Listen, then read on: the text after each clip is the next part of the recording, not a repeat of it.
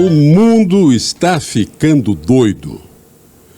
Afirmação ou o mundo está ficando doido? Uma pergunta. Mas como é que está o mundo? Por conta da frequência com que a gente lê, vê, assiste notícias de que alguém surtou, alguém teve um problema qualquer, enlouqueceu e fez uma bobagem, a gente começa a sentir que o mundo está meio adoentado ou muito adoentado, e principalmente da cabeça. A quantidade de pacientes com problemas mentais tem sido tão grande que criaram até um mês no ano para que haja um alerta e cuidados mentais. Será que o mundo está mesmo ficando louco ou será que as pessoas estão apenas fingindo loucura? É possível surtar e cometer barbaridade? É o que nós vamos conversar hoje na edição desta noite aqui no Pode Tudo. E, por favor, já compartilhe, escreva, deixe o seu comentário. Pode tudo. Apoio Sucreria, brigadeiros, bolos e esfirras artesanais. Sua vida muito mais gostosa. E Cold Track Rastreamento, seu carro na palma da mão. E para falar sobre isso, está comigo aqui no estúdio o médico psiquiatra, Dr. Ciro Garcia Calil, amigo de longa data, um grande médico nesta área que trata de muita gente com problemas mentais, problemas sérios, não necessariamente pessoa que tenha surtado de alguma forma a ponto de fazer alguma loucura. Dr. Ciro, prazer receber você aqui. Igualmente, Cassim, uma boa noite para você.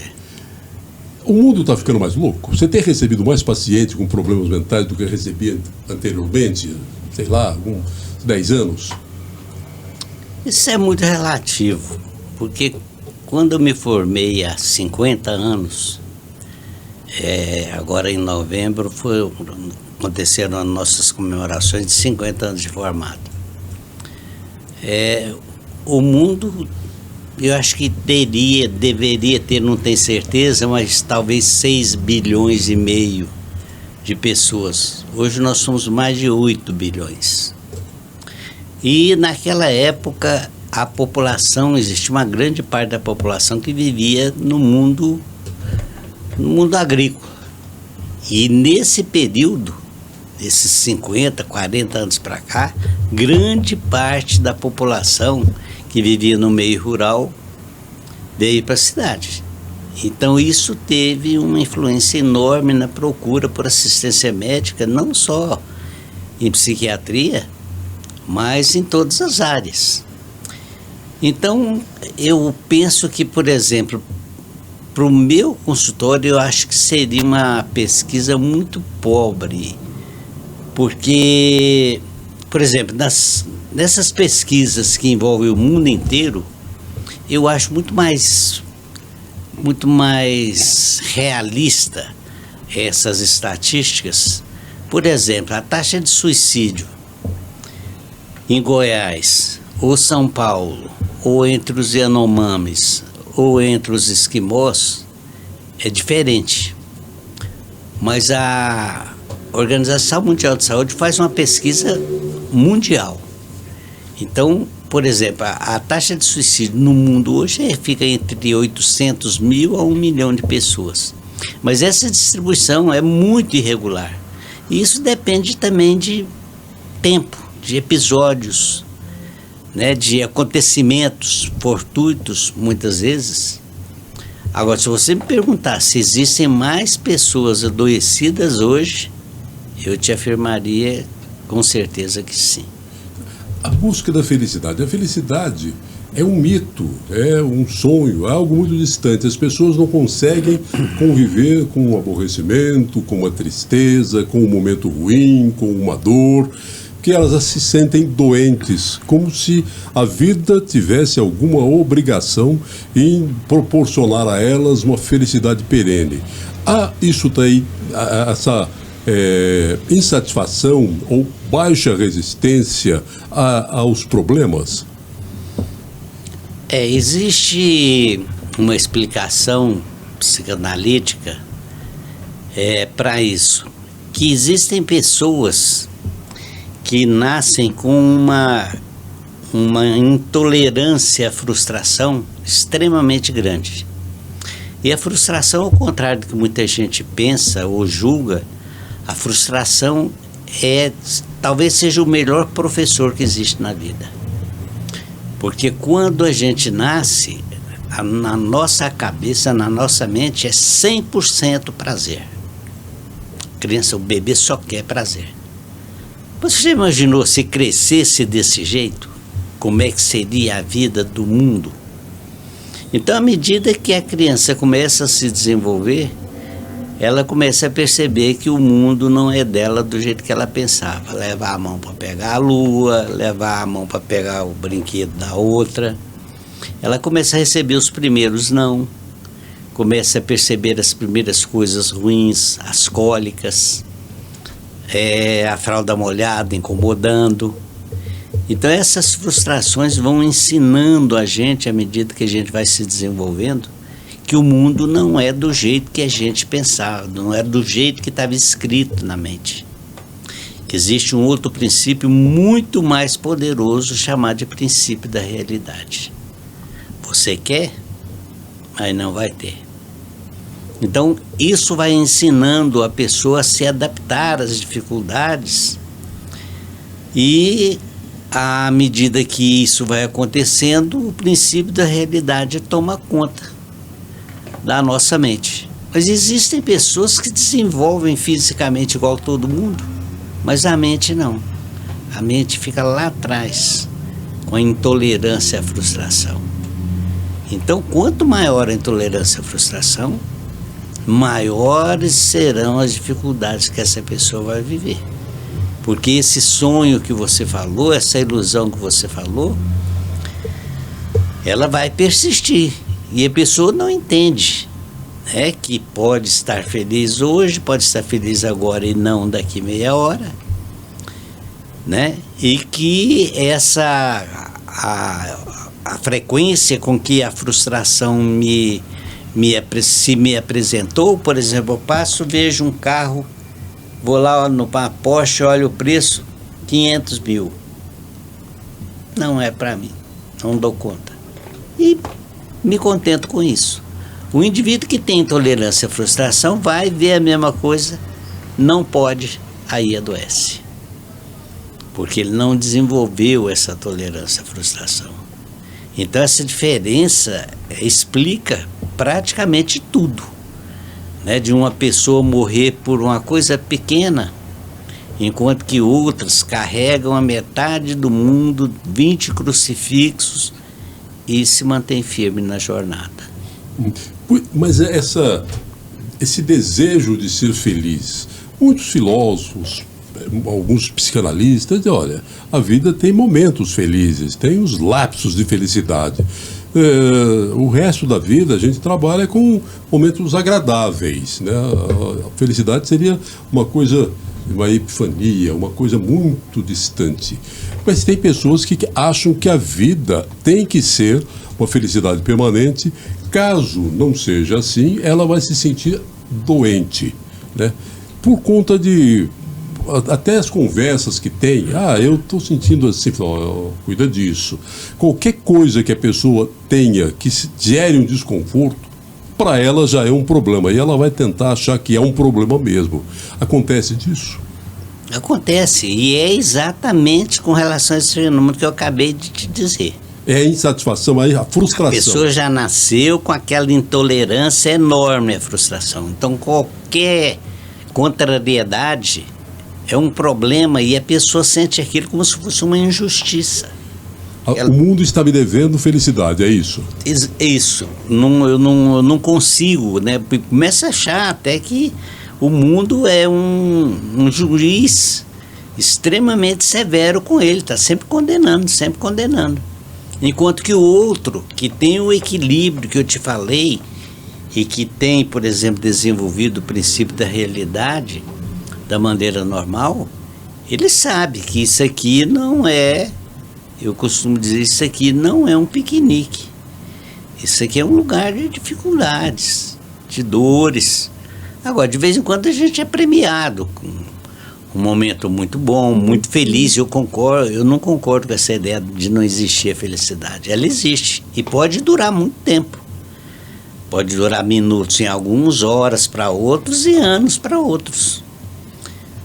Agora, quanto a chave para isso, para o sofrimento maior de determinadas pessoas, e existe muito isso, é realmente o não desenvolvimento desse princípio da realidade. Mas as pessoas, o problema é que ela fica frustrada e busca um apoio na farmacologia. Isso não é certo. Não, isso não é remédio, né? Por isso não é questão de remédio. Mas a psicoterapia, que é aquele outro tipo de tratamento em que você discute essas dificuldades, esse tratamento muitas vezes é eficaz. Mas esse tipo de problema está na mente. E a mente não é corpo. Então, se você tomar o remédio não vai na mente. A mente não é matéria para o remédio ir lá. Então, não existe indicação para uma contrariedade, você passar um remédio para contrariedade, ou porque está frustrado por causa de uma coisa ou de outra.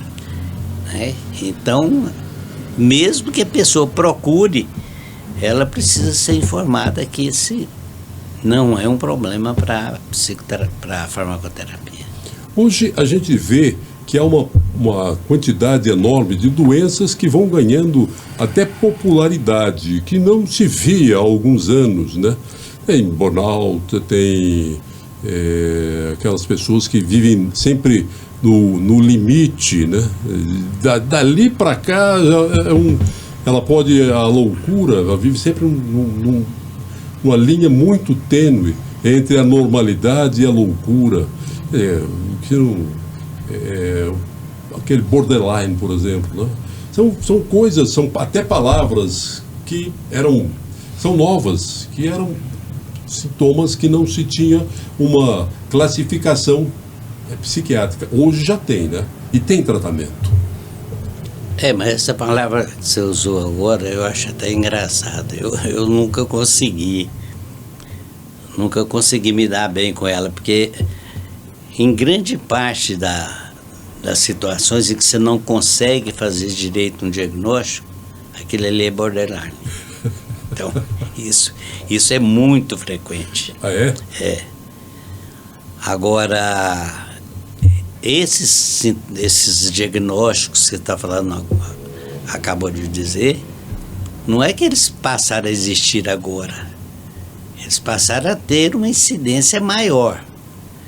E vamos supor, quando eu me formei, não existia, ninguém tinha elaborado, ninguém tinha descoberto esse tipo de transtorno.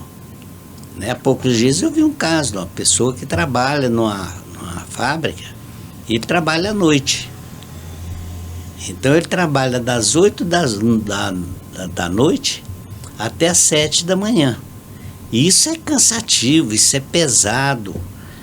Então essa pessoa, com o passar do tempo, ela vai ter birra daquele lugar mesmo e daquele serviço que ela faz. Agora eu fico pensando, se essa pessoa for colocada num outro trabalho normal, que ela para almoçar, à tarde ela vai para casa, será que ela teria a mesma coisa? Então muitas vezes é consequência de uma circunstância que você está vivendo, não necessariamente doença. Porque o meio ambiente, ele tem um poder muito grande, porque a gente sempre fala que a doença é consequência de uma carga genética que você trouxe, que pode permanecer adormecida por 50, 60, 70 anos antes de aparecer. E se o meio ambiente, por exemplo, for agressivo, essa pessoa pode desenvolver essa tendência que ela nasceu com ela, pode desenvolver aos 8 anos, aos 10 anos, aos 15 anos, aos 20 anos. Então o meio ambiente tem um poder muito grande, não na criação da doença, mas no desencadear dela.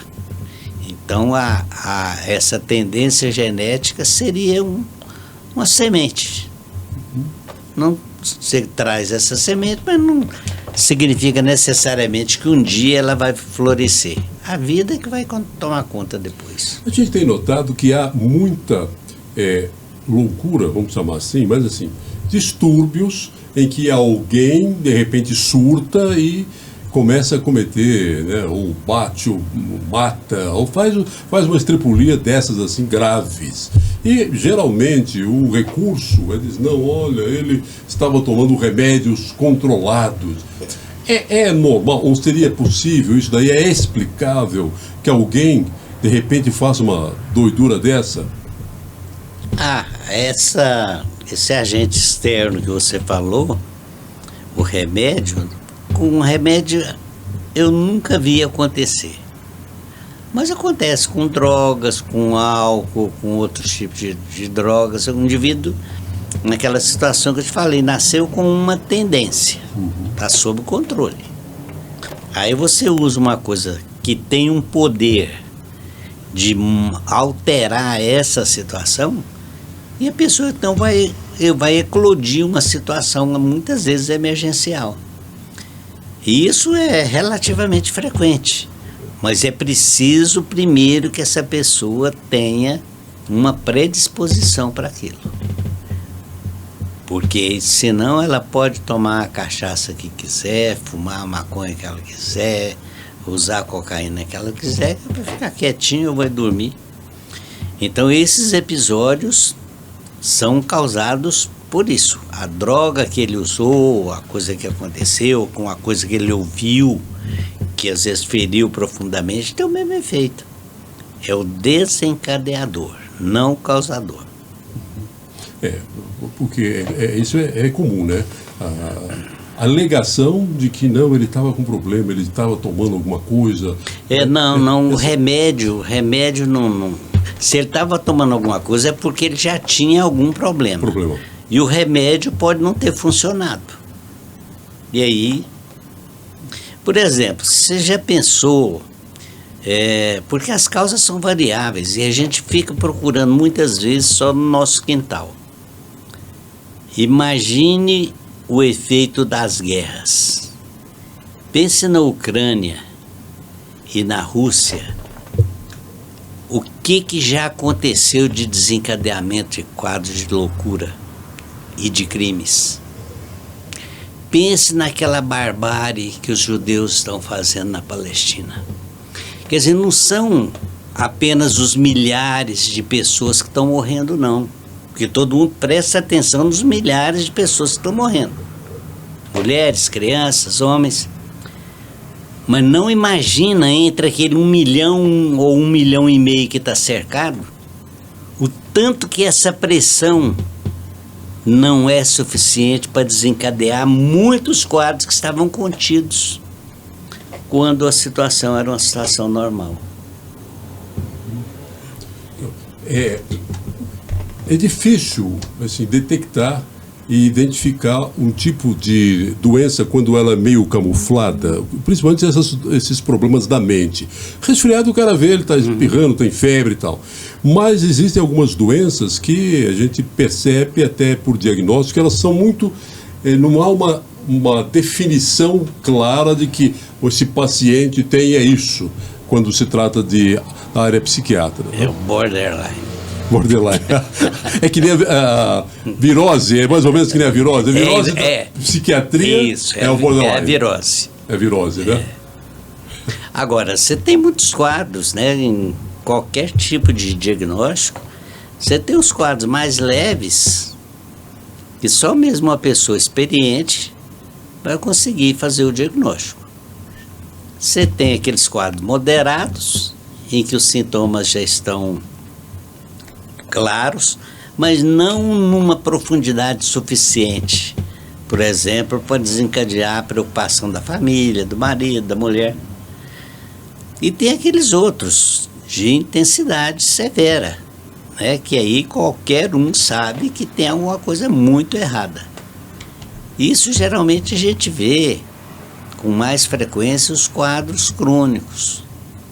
os quadros antigos que não foram diagnosticados a tempo, não foram tratados a tempo. Porque os leves podem um dia se transformar em casos severos. E quando é moderado, geralmente a família não leva, né? O paciente vai sozinho. Agora, quando são leves ou bastante acentuados, geralmente é a família que leva. Então, por exemplo, pensa, por exemplo, numa pessoa seriamente deprimida. Ela, na maioria das vezes, se recusa a procurar o médico. Não acredito, o médico não vai me fazer nada, não vai me dar remédio que presta, e eu não estou doente, eu estou assim por causa de fulano que fez isso e aquilo.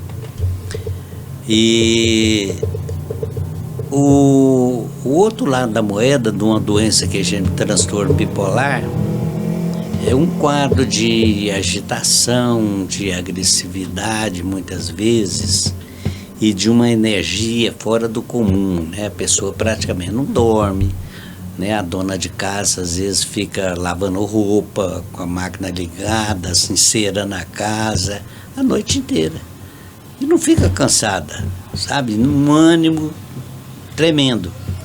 Essa nunca vai sozinha, porque ela está tão bem, melhor marido do mundo, a melhor casa do mundo, ela também é muito bonita, muito inteligente, então ela só vai se alguém levar, porque ela não acredita, e às vezes a gente fica até com pena de tirar mesmo, porque seria o mais próximo da felicidade que você pode ver. Mas é um problema mental. Grave.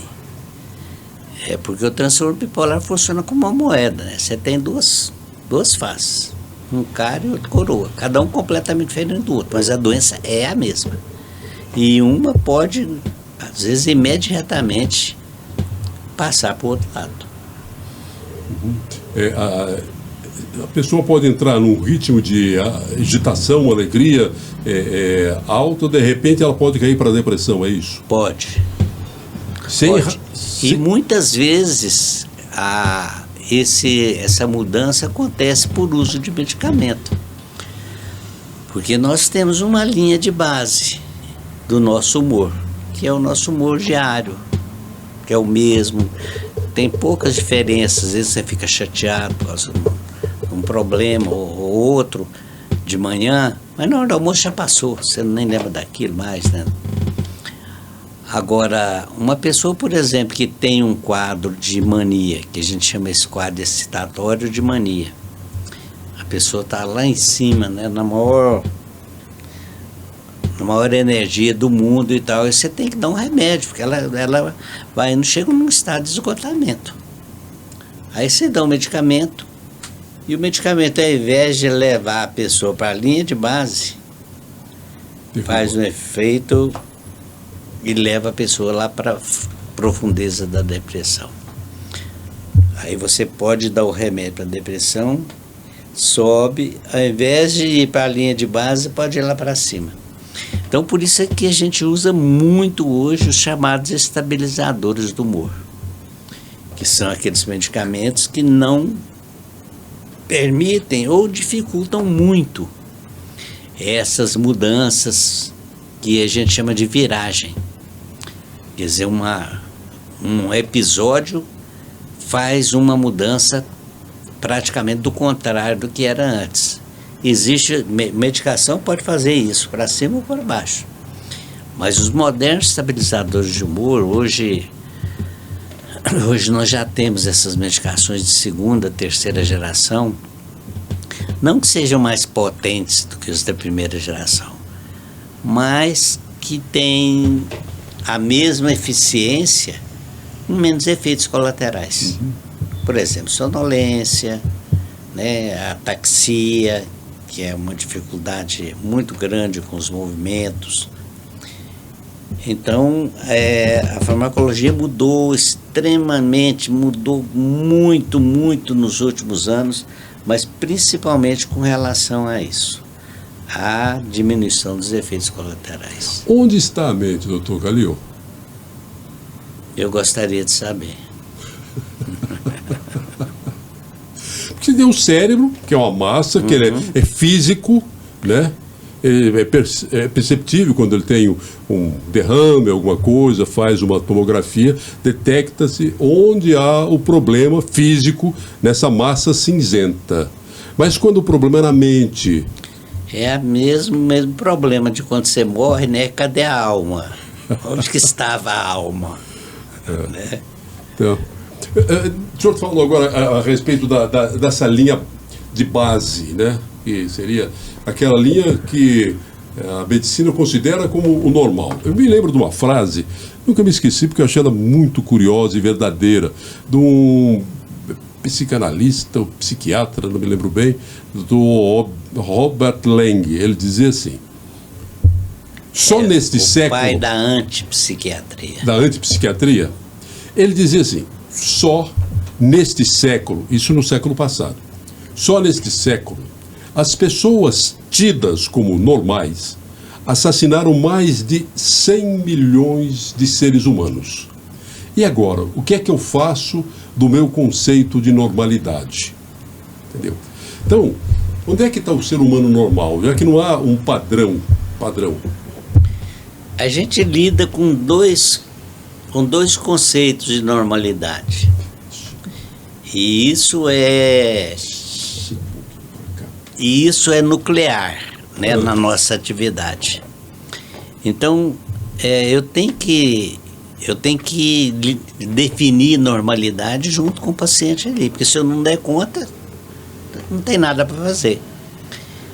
Então, eu tenho a normalidade ideal, que é aquilo que isso aqui é perfeito. Isso aqui é normal, não tem defeito.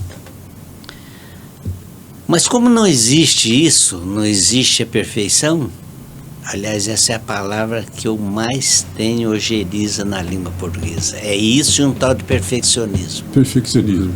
Um dia eu até ralei com meu filho, estava no carro comigo, e falou essa palavra. Eu falei: por favor, não repita isso perto de mim.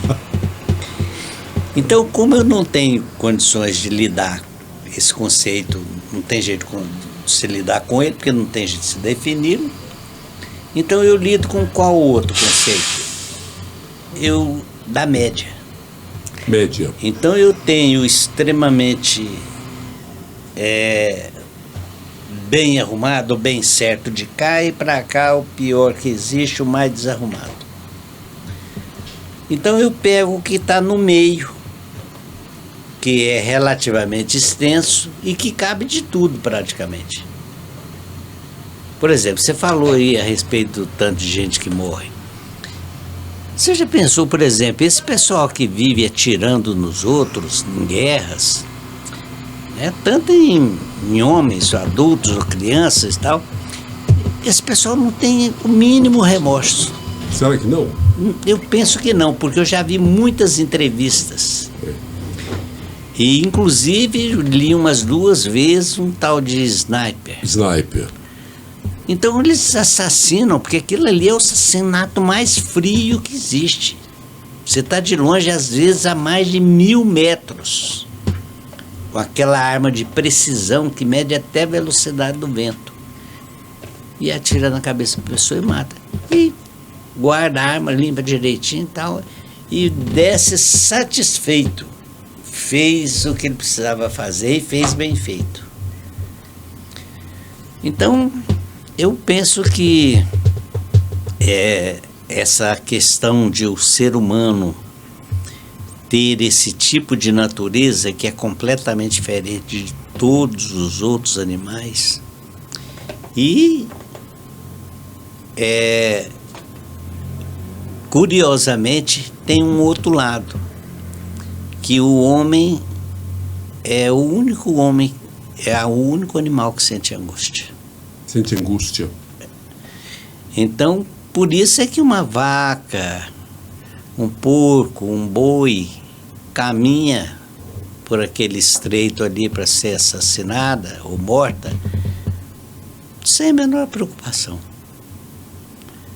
Já o homem não. O homem tem o medo da morte presente 100% do tempo. apesar dele negar muitas vezes, né, que não tem medo da morte, o que é uma mentira deslavada. Porque quando você fala medo da morte, não significa medo de você morrer, não. É o medo da morte, que pode ser sua mãe, seu pai, seus filhos, sua mulher. Então quero ver falar que eu não tenho medo da morte nesse conceito, não é a sua morte, não. Então é um contrassenso, né, de ser o único animal que sente angústia e é capaz de matar loucamente da maneira que você falou e agora. Mas eu já vi um relato de um sniper brasileiro e ele disse que ele tinha pesadelos porque como ele via o alvo dele, o que ele tinha que abater, por meio de uma luneta que aproximava, então ele via o rosto da pessoa. Ele viu o rosto, aquele rosto, ele disse que ele sonhava, muitas noites ele sonhou com muitas das pessoas que ele teve que abater. Eu penso, Cassim, que provavelmente isso aí seja um no meio de uma manada. Você viu O Nome da Morte? Não. Aquele filme? Não. Tá passando demais na televisão de um ano para cá. O Nome da Morte conta a história de um serial brasileiro, um serial killer, que matou 400, não sei se é 456, mas é um número muito aproximado de 456. Ele aprendeu com o tio dele, que era um assassino profissional, ainda rapazinho. E ele, curiosamente também, ele ficou preso uma noite por engano. Prenderam ele lá, uma questão de um documento que não bateu, sei lá. Mas ele nunca foi preso, nunca foi julgado. E a conversa dele, a fala dele, quando indagado sobre isso, não, uma ocupação qualquer. E quando você vê, por exemplo, essa massa de indivíduos, essa massa de soldados, para todo lado, né, no Afeganistão, para esse lado todos, os indivíduos fortemente armados e só gritando e tal, para matar, para matar, para matar. Aqui no Brasil, em 1970 parece que foi em 1971, quando aqueles meninos foram lá para o Araguaia, mal armados, com as espingardinhas velhas, e o exército foi atrás para liquidá-los. Chegaram a ter 10 mil soldados lá, para pegar esses menininhos. Pegaram todos, escapou só um. A frase mais dita por eles, a hora que pegava um ou que estava correndo, estava para pegar, era mata, mata, mata. Tem um livro com esse nome. Mata, mata, mata. Eu esqueci quem que é o autor. Então, parece uma loucura, não sei se temporária, sabe, ou se o espírito daquela pessoa já é imbuído, sabe, desse tipo de coisa, como se fosse uma missão. Mas o serial killer, né, é uma palavra assim, aquele assassino em série. Nós tivemos um caso muito grave aqui, ele está até preso, que matou aí, fala em 15, 20, não se sabe. Tá, vai ficar pro resto da vida preso, porque até quando ele foi preso e começou a confessar os crimes que ele havia praticado, você notava no rosto dele uma passividade, não havia o menor traço de arrependimento, de dor, de culpa. Então, isso é uma doença gravíssima, né? Que tipo de doença isso não é considerado doença, né? Porque você tem nas classificações, você tem aqueles neuróticos, que são aqueles que são preocupados com os problemas da vida e estão sempre lutando consigo mesmos e com sonhos que às vezes não conseguem realizar. E você tem os psicóticos, que são os delirantes, que ouvem vozes, que têm visões. E você tem um outro, que é chamado de personalidade psicopática. O defeito nesse indivíduo é no caráter, é na personalidade, que não tem matéria também. Então, essa pessoa, ela só pensa numa coisa, nela mesma. Então, se ela precisar matar 1 ou 2 ou 10 para se satisfazer ou para ficar bem, para pegar um tanto de dinheiro, ela faz. E tem, sabe, para escândalo meu, né? A quantidade de personalidades psicopáticas que existe no mundo é 2%. Seriam 4 milhões de pessoas no Brasil. Mais de 4 milhões. Então, esses casos dessas mulheres, por exemplo, que começam a namorar com um cara muito bom, muito elegante, é capitão do exército dos Estados Unidos e tal, conhece pela internet, e depois começa a dar dinheiro pro cara, até vender a casa, e o cara some, ele vai procurar outra na mesma forma, completamente bem, porque ele ficou bem enquanto ele usou o dinheiro daquela outra. Não interessa se a mulher se matou, se está chorando, sabe, se tirou a esperança de uma vida. Então, por exemplo, nesses presídios aí, você vai encontrar um percentual razoável de personalidades psicopáticas. Não tem cura pela igreja, não tem cura por terapia e não tem cura com remédio. E não tem arrependimento, nada. Bom, você disse que é do caráter, né? Da formação do caráter. O caráter é alguma coisa também inerente, mas não está no cérebro. Não. É que nem a mente, não está no cérebro. Não está no cérebro. Mas esse caráter é formado por alguma característica da vida que ele levou, ou já é uma... Não, a pessoa nasce, né, com aquilo. É um transtorno geneticamente transmitido. Mas não significa que, por exemplo, a mãe ou o pai tem personalidade psicopática, vai ter 3 filhos com personalidade psicopática. Porque a estatística, ela não é precisa. A pessoa que tem um transtorno desse, se for só o pai ou só a mãe, vai ser um percentual menor, uns 25%, 30%. Se foram ambos os pais, vai ser uns 70%, 80%. Mas mesmo assim ainda tem chance de ter um filho normal. Não é um determinismo. Não é. Mas agora vem a parte que interessa todo mundo, que é saber como é que as pessoas podem detectar, se é que é possível isso daí. Não é possível. Não, né? Geralmente a pessoa é encantadora, né? Sedutora. Mas a pessoa pode desconfiar. Apesar de você ficar desconfiando de todo mundo, você está negando uma das coisas mais maravilhosas do mundo, que é você simpatizar com a pessoa, gostar dela, confiar nela, né? Eu acho que a pessoa sem essa capacidade, acho que a vida vai ficar muito dura. Mas a pessoa pode desconfiar, porque, por exemplo, eu acho que eu numa convivência, eu teria mais facilidade para fazer o diagnóstico, né? Mas uma moça que vê uma fotografia de um camarada na TV, né, que coloca lá que ele é diplomata no Canadá e tal, quer dizer, essa pessoa não tem arma nenhuma para se defender, né?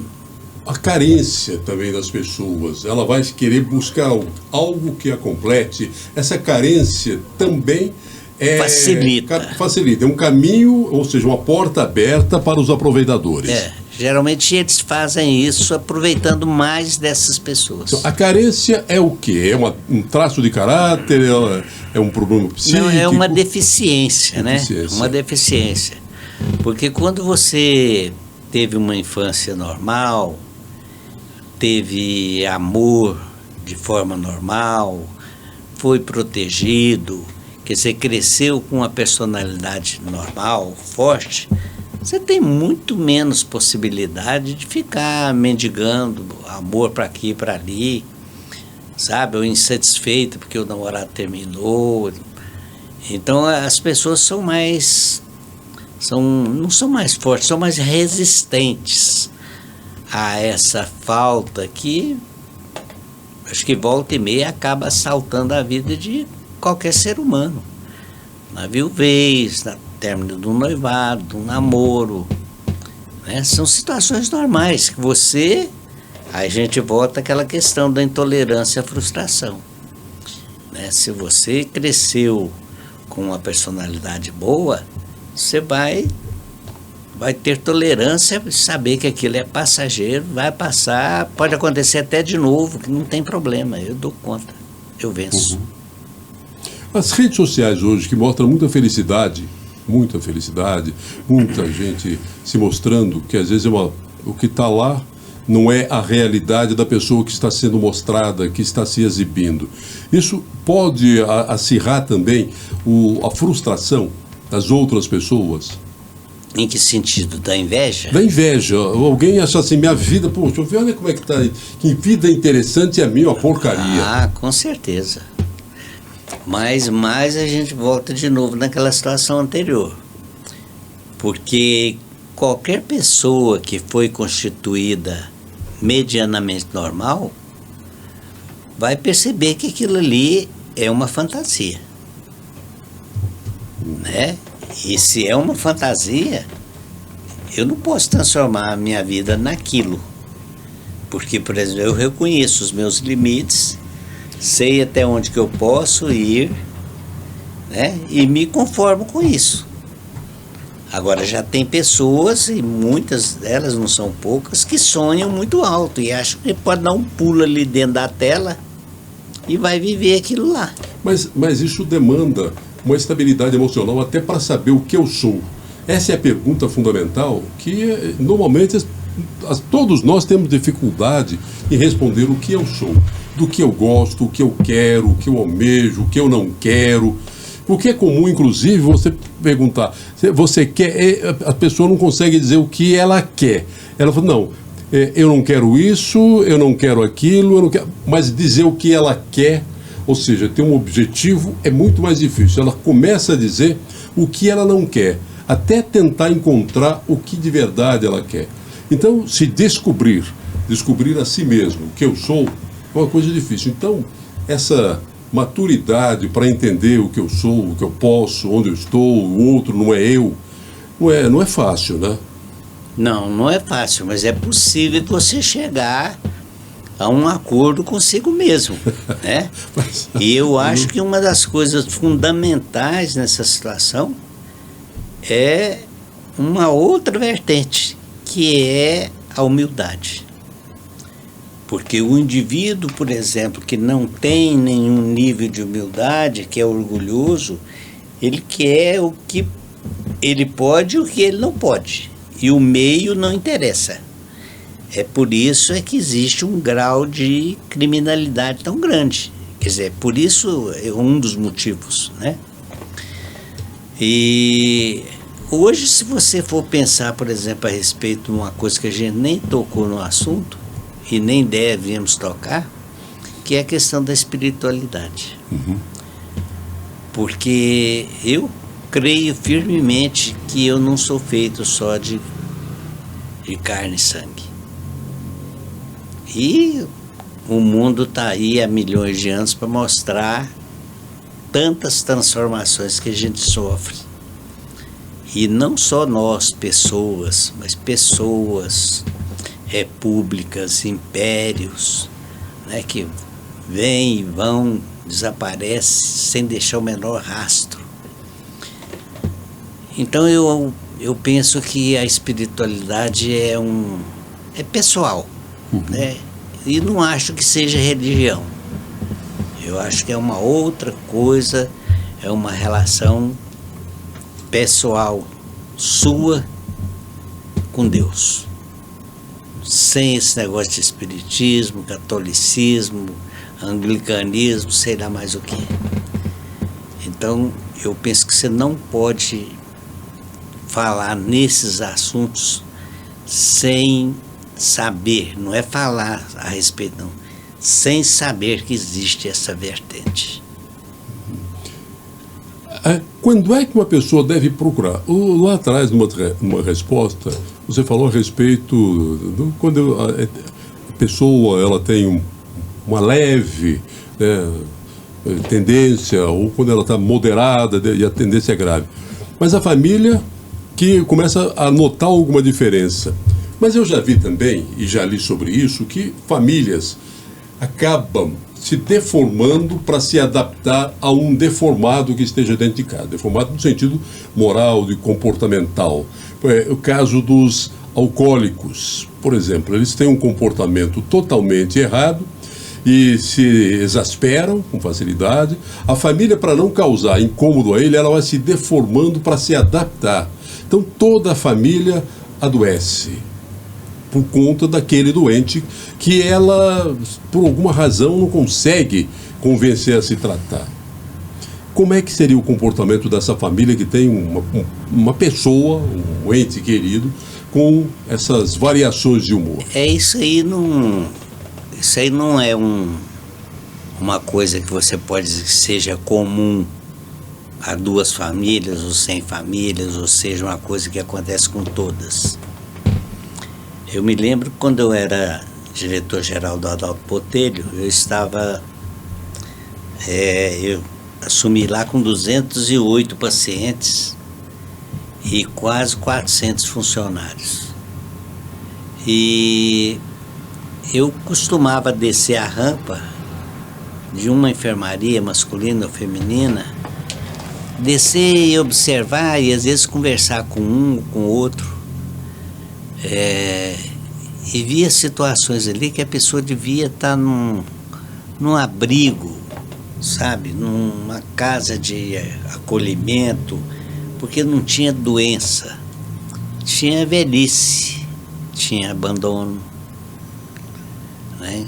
E até o caso de uma senhora que estava com o cabelo muito arrumadinho, um lenço limpinho na cabeça, sentada na muretinha lá. Aí eu cumprimentei ela, era de manhã. Aí perguntei para ela: posso sentar aqui perto da senhora? Pode. Com a voz normal, eu sentei perto dela. Aí perguntei o nome dela, ela falou. Aí eu falei: onde a senhora mora? Ela falou assim: eu moro na terra do Otávio Lage. Como é que chama? Goianésia. Goianésia. Eu falei: que região que a senhora mora? Eu sei até hoje. Ela falou: mora na rua tal, número tal. Sem tremor na voz de jeito nenhum. Mas por que a senhora está aqui?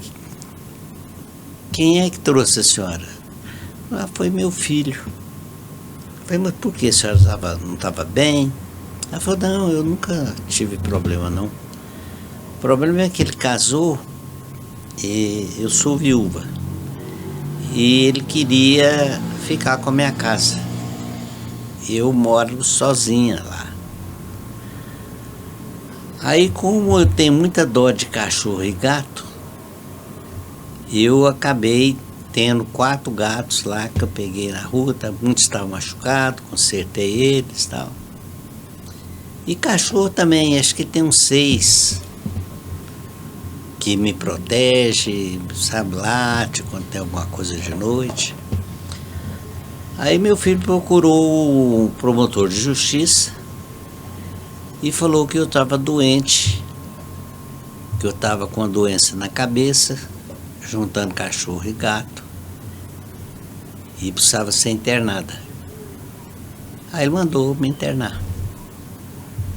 Eu falei: quanto tempo tem que você estar aqui? Ele falou: tem 1 ano e tanto.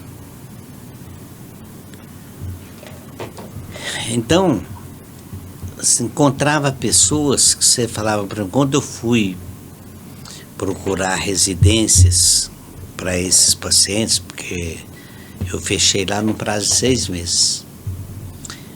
A Vila São Cotolengo me deu 38 vagas, então ficaram muito bem instalados. Mas tinha alguns que tinham endereço de família. Então as assistentes sociais foram procurar esses endereços. Em 90% deles, os endereços não existiam. Então foram lá, deram um endereço falso para nunca mais ver o paciente mesmo. Eu achei a família de um deles num lugar que eu achei até estranho, chamava Óbidos. Óbidos. No Pará. Pará? Pará. Foi embora de avião, satisfeito. Então, a sua pergunta mais especificamente foi com relação a como é que a família vivencia isso, né? Então, por exemplo, as pessoas que têm muito dinheiro vivenciam pegando uma clínica muito boa, pagando muito dinheiro, deixa o paciente lá. Tá. Mas nesse caso não seria uma loucura? Às vezes a família se deforma para tentar conviver. Não, a família procura se defender. Agora, quanto menos recurso financeiro a família tem, mais exposta ela fica a isso aí. A sofrer as consequências daquilo, porque não pode jogar o paciente que está tomando 1 litro de pinga por dia, jogar na rua. As pessoas têm, pode não estar tolerando aquela situação, mas tem amor, né? Então não jogam na rua. Quer dizer, vai ser um peso, vai ser uma dificuldade a mais, mas o que eles são para fazer? Procura às vezes o SUS, consegue internar, pode ficar 3 meses internado, depois tem que ter alta. Aí tem alta, quando a família deixa o endereço, eles entregam naquela família. Passa uma semana, eles podem internar de novo. Aí vão mais 3 meses. Então, quer dizer, depende muito do recurso que cada um tem, né? Mas que todos sofrem as consequências, isso não tem a menor dúvida. Agora, quanto maior é o poder financeiro, menos isso é um problema. Você citou aí o Adalto Botelho. O Adalto Botelho, para quem não sabe ou não se lembra, foi um hospital psiquiátrico de internação de pessoas com problemas mentais. Tinha pessoas que, como nesse caso que você citou aí, dessa senhora, mas tinha outras pessoas que parece que tinham perdido completamente o senso de realidade. Veio uma lei que extinguiu todos os manicômios do Brasil. Foi uma decisão acertada? Olha, eu tenho certeza que é uma das coisas que eu mais me orgulho de ter feito. Encerrado o Adalto Botelho, porque quando foi diretor lá. Eu dei lar decente para todos eles, não foi ninguém para a rua. Aqueles que estavam melhores um pouco emocionalmente, mentalmente, no começo, porque eu mandava as assistentes sociais viajarem para lá, porque foi para Jataí, foi para o Rio Verde, foi para Trindade, para ver como é que eles estavam, para acompanhar. Eu fechei, não tinha paciente, mas lá eu estava lá, porque tinha um hospital dia, e eu tinha mandado reformar o Vassili Schuch, que era o pronto-socorro, que ficou sendo a coisa mais bonitinha que tinha em Goiânia em termos de psiquiatria. Lindo, lindo, lindo, lindo. E aí as meninas me contavam que muitas vezes chegavam no lugar, os doentes escondiam, corriam delas, pensando que elas tinham ido lá para buscar de volta. Então, é uma coisa que me deixa muito feliz. Foi uma coisa maravilhosa. Encerrar a atividade do... Não, porque aquilo ali não tinha nada mais indigno, mais cruel. Vi mulheres, por exemplo, andando lá, sabe, com o vestido rasgado, sangue correndo pela perna de uma menstruação que não tinha uma proteção, uma coisa para conter aquele sangue, não tinha ninguém para lavar, né? O chuveiro não era chuveiro, era um cano que saía da parede, mais ou menos dessa bitola, e a hora que você abria, vinha aquele fecho de água fria, e era o chuveiro. a comida. Então aquilo ali foi muito imoral. Interessante que quando eu fiz o 5º ano, o Dr. Vassili era meu professor. Vassili Shulk, ele foi professor da Faculdade de Medicina, Foi, né? ele era titular. E a gente teve algumas aulas lá. E quando eu entrei lá, eu pensei, meu Deus do céu, isso aqui não poderia nem existir. Isso aqui tinha que ser fechado. Nem sonhei que alguns anos mais tarde eu iria fazer isso. A missão seria essa. Mas foi uma das coisas mais indignas que eu já vi.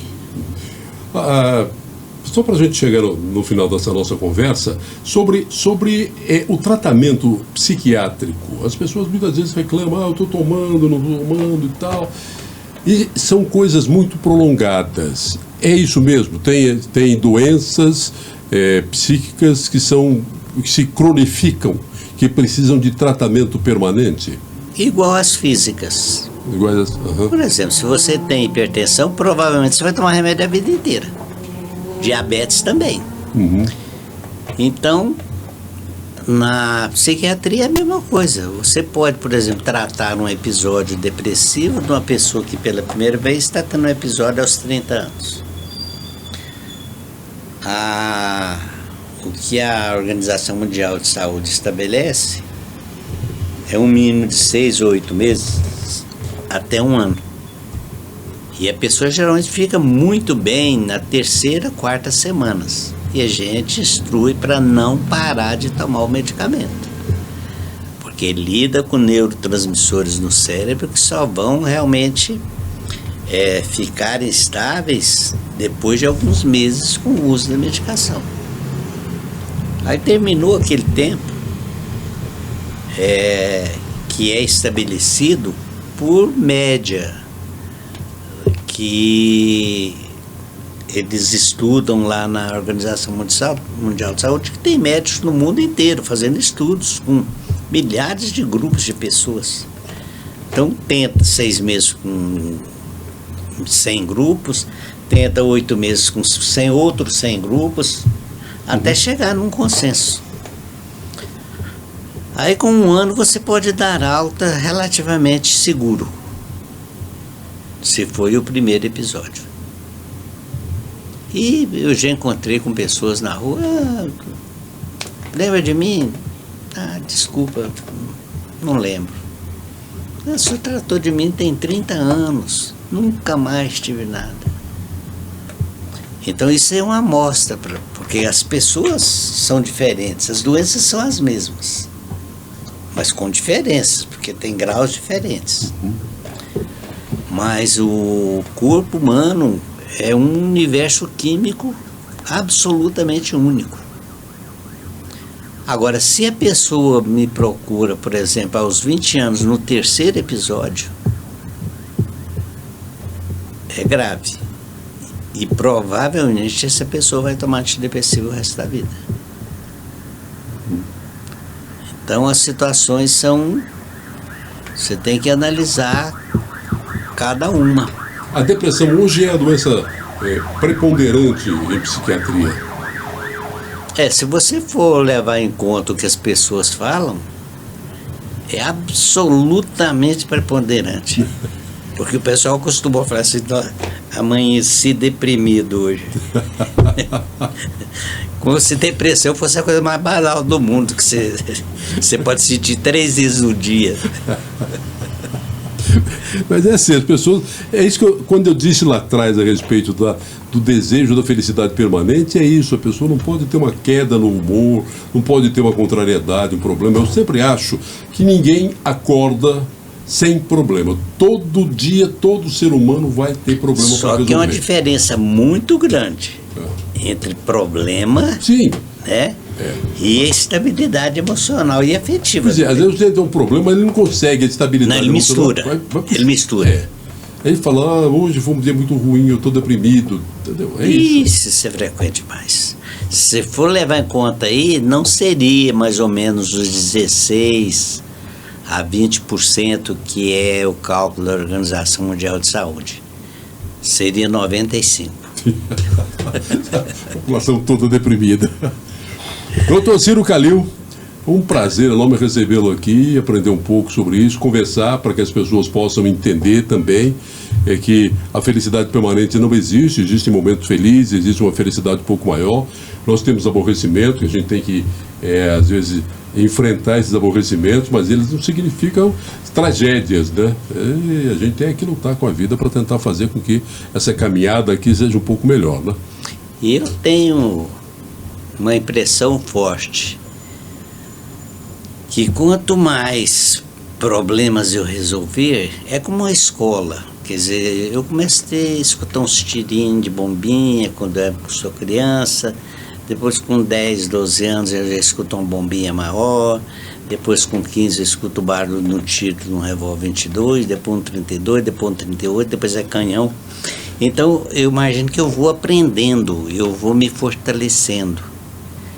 E eu faço o possível para viver uma vida de tal modo que eu vá embora melhor do que quando eu cheguei.